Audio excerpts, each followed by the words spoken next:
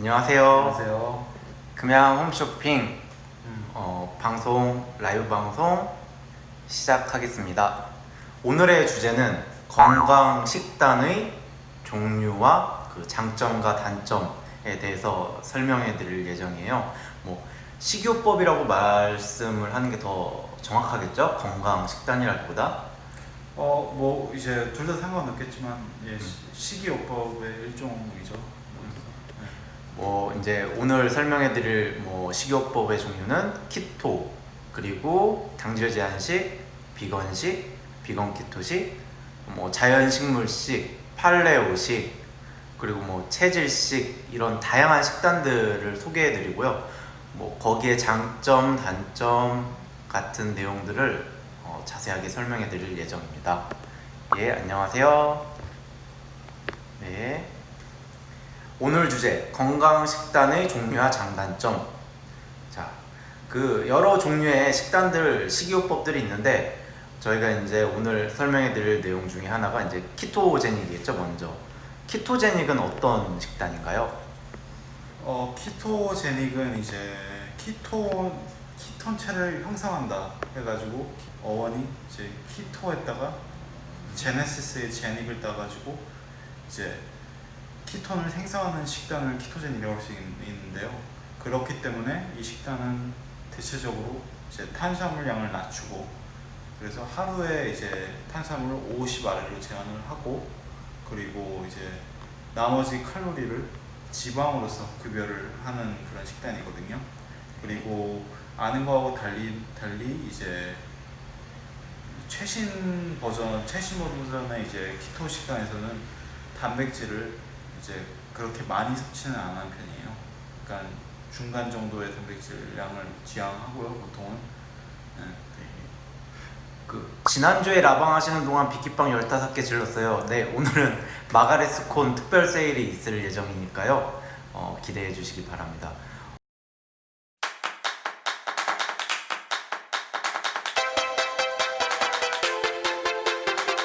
그러면 보통 단백질 엄청 많이 먹고 고기 엄청 먹는다고 생각을 하잖아요. 그런 게 아닌 건가요? 그런 건 아니죠. 그런 건 아니라 키토도 이제 그게 있어요.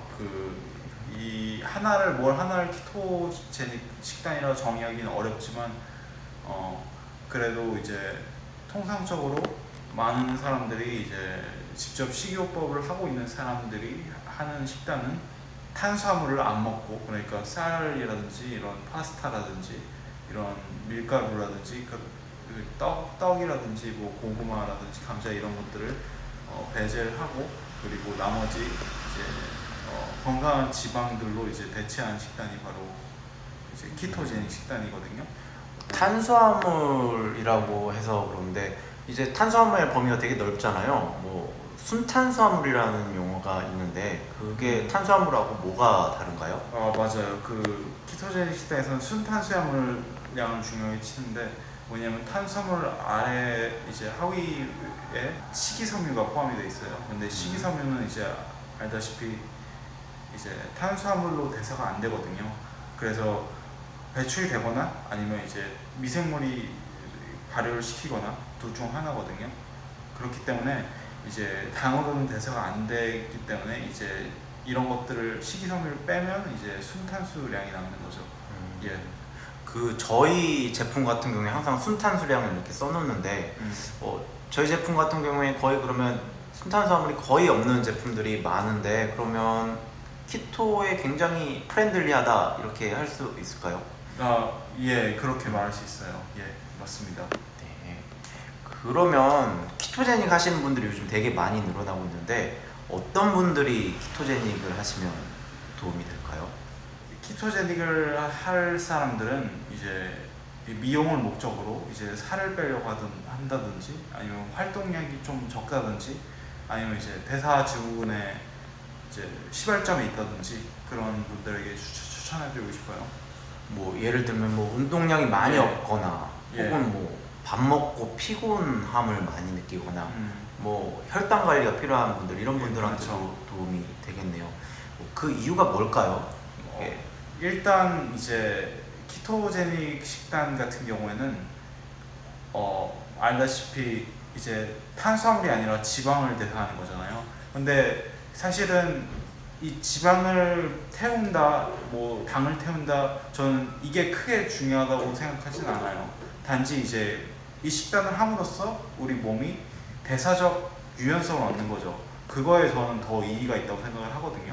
그러니까 대사적 유연성이라고 하면 이제 탄수화물로 대사를 하고 그리고 지방을 대사할 수 있는 걸 왔다 갔다 할 수 있음의 그 의미가 있다고 봐요.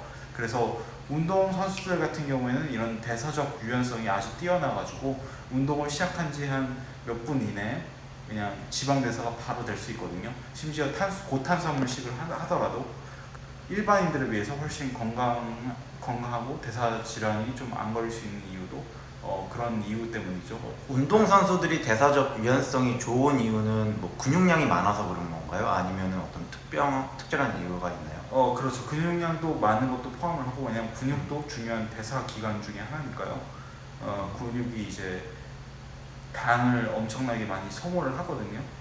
그것도 그렇고 이제 근육 같은 경우도 이제 이런 인슐린 민감도를 올려주는 역할도 해요. 그럼 현대인들은 운동을 많이 못할 수밖에 없잖아요. 주로 음. 앉아서 일을 하게 되고 운동량이 뭐 옛날 사람들처럼 많지도 않고요. 그런 분들한테 키토제닉이 유용한 이유는 뭘까요? 말했듯이 이제 그러면 운동을 이렇게 열심히 그렇게 많이 하지 않고도 이런 대사적 유연성을 갖출 수 있는 그런 몸이 되는 거죠. 예. 이게 키토제닉 하시는 분들 중에 나는 키토제닉이 안 맞다 이런 분들도 상당히 좀 계세요. 근데 이게 적응 기간이라는 것도 있잖아요. 키토 하는데 이제 적응 기간. 그렇죠. 이걸 어떻게 좀 판단할 수 있을까요? 나한테 안 맞는지 아니면 이게 그러니까 적응 기간 안 맞을 수 있는 이유가 여러 가지가 있는데, 근데 통상적으로 그냥 일반적인 사람들이 만약에 건강 문제가 없고 뭐 이 지방 소화하는데 문제가 없을 때 이제 통상적으로는 이제 일주일 정도 되면 이제 키토플루라고 해가지고 머리가 아프다든지 근육통이 생긴다든지 뭐가 올라온다든지 그런 증상이 생기기도 해요.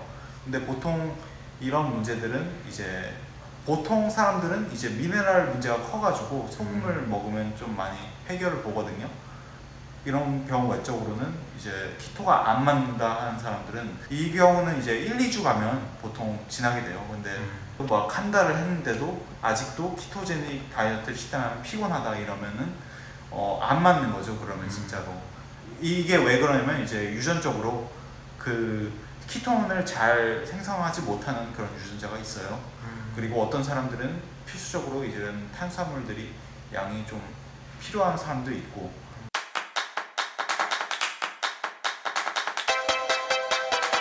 연관지어서 말할 수 있는 게 아밀라제라고 침에 있는 거 말씀하시는 거예요? 예, 침에도 있고 그런 효소가 있어요. 이제 아밀레이스라는 전분을 분해하는 이런 효소거든요. 그런데 이제 이런 효소의 농도가 사람마다 달라요. 체질마다 다르다는 거예요. 이런 걸 보고도 어떤 사람들이 탄수화물이 좀 더 많이 필요하겠구나, 덜 필요하겠구나 이런 걸 좀 제시해 볼 수 있죠. 예. 그럼 탄수화물이 좀 많은 사람들은 아밀라제가 조금 많을 경우에 조금 도움이 좀 탄수화물 많이 먹을 수 있다는 거예요? 예, 그렇죠.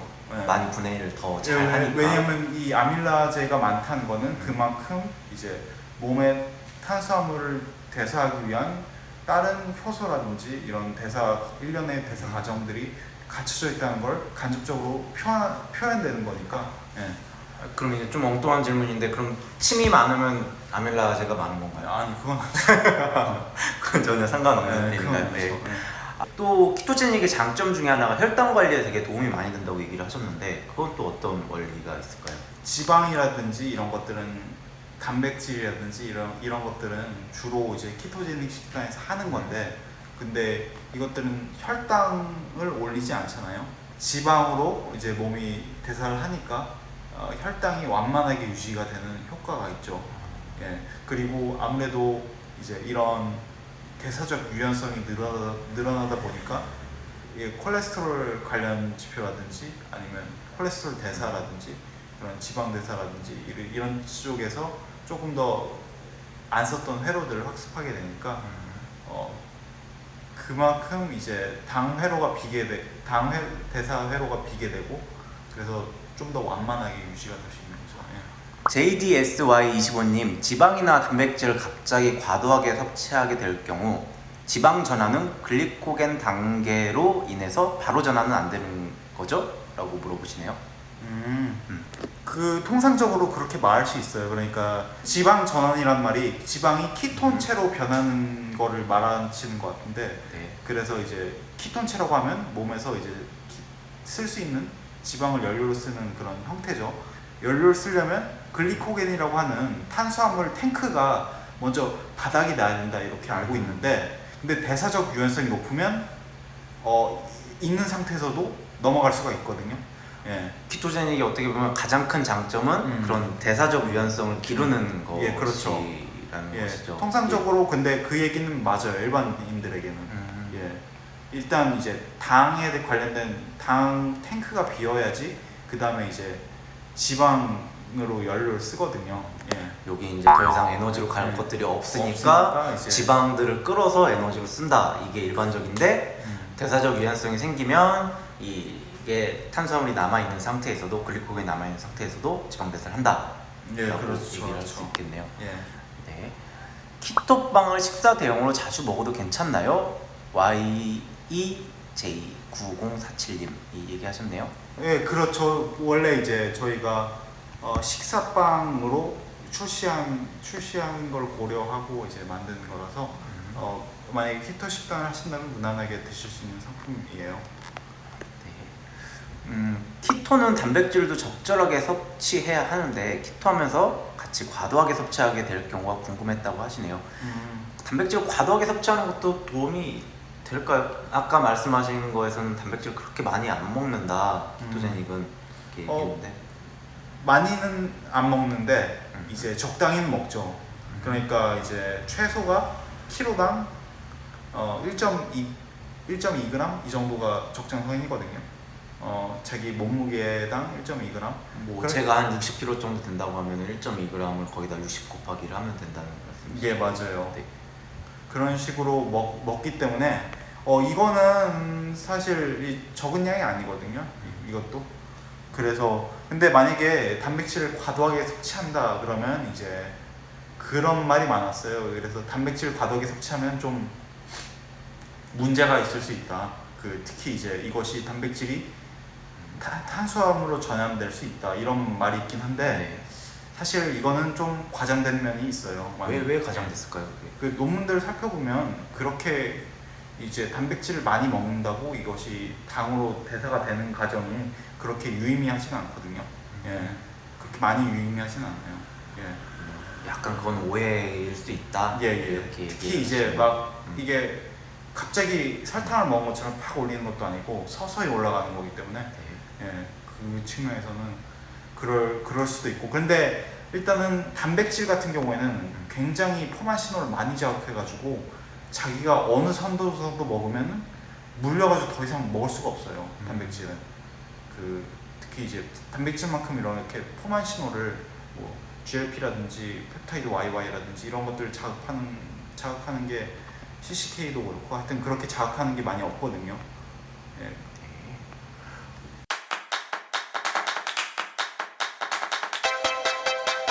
키토식이 하면서 콜레스테롤 수치가 계속 치솟으면 키토식이 체질적으로 안 맞는 건가요? 지방 대사가 잘 안 되는 건지 심각하게 고민돼요. 이게 콜레스테롤 총 수치가 이제 HDL 있고 LDL 있잖아요. 네.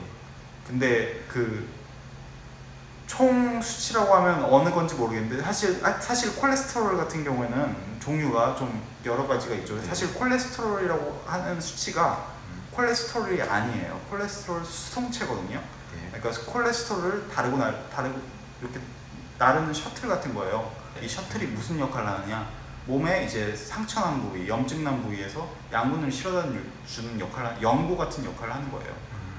그렇기 때문에 콜레스테롤 수치가 높으면 그만큼 이제 몸에서 이제 상처난 부위, 그러니까 혈관이 뭐 상처났거나 그런 부위가 많다는 걸 연관이 되죠. 서로 연관이 있지만 콜레스테롤이 높다고 이게 연고가 많다고 이제 상처가 더 나는 건 아니잖아요. 상처가 많아야지 연고를 많이 받아주지만 그러니까 상처가 난 게 문제지 그 예. 연고 자체가 문제는 아니다. 그럼 콜레스테롤 수치 자체가 문제는 아닐 수 있다. 이 그렇죠. 얘기를 하시는 거네요. 예. 근데 좀 근데 이제 제가 한 가지 말하고 싶은 거는 그 이런 유전자가 있어요. APOE4라고 해가지고 APOE에 이제 디스뮤테이션이 있거든요. 그러니까 유전자 변이가 있어요. 근데 그 변이 같은 경우에는 포화지방을 많이 먹으면 좀 콜레스테롤 수치가 이제 특히 LDL 같은 게 예, 늘어나는 건 괜찮은데 HDL 이런 것까지 확 늘어나 버리니까 그런 경우에는 조금 문제가 있잖아요. 그래도 네. 그럴 때는 이런 포화지방, 코코넛 오일이나 버터, 뭐 소고기에 있는 지방이라든지 이런 것들을 줄이고 이제 단일불 포화지방, 올리브유, 뭐 아보카도유 이런 것들로 하면 혹시 개선이 되지 않을까? 그렇게 한번 권해보고 싶어요. 예. 콜레스테롤 수치라고 하면 그냥 좀 두루뭉실하잖아요. 그 수치를 어떻게 판단하는 게 가장 정확하게 내 몸의 상태를 알 수 있는 방법일까요? 뭐 좋은 콜레스테롤이 있고 좀 높으면 괜찮은 콜레스테롤이 있고 조금 안 좋은 부분들이 있을 것 같은데. 그 이제 콜레스테롤 수치보다는 심혈관 질환에 더 관련 있는 지표는 네. 바로 중성지방이거든요. 중성지방. 예, 중성지방 수치가 높은 거는 진짜 경계해야 돼요. 근데 이제 콜레스테롤 같은 경우에는 사실 그 특히 LDL 같은 경우가 좀 높을 경우에는 오히려 장수하고 연관이 돼 있거든요. 높으면 장수한다는 말씀이죠. 예, 그렇죠. 예. 근데 HDL이 높으면 약간 문제가 있을 수가 있어요. 뭔가 이제 몸에 이상이 있을 수 있는데 근데 사실 이거 가지고는 좀 뭘 알지를 못해요.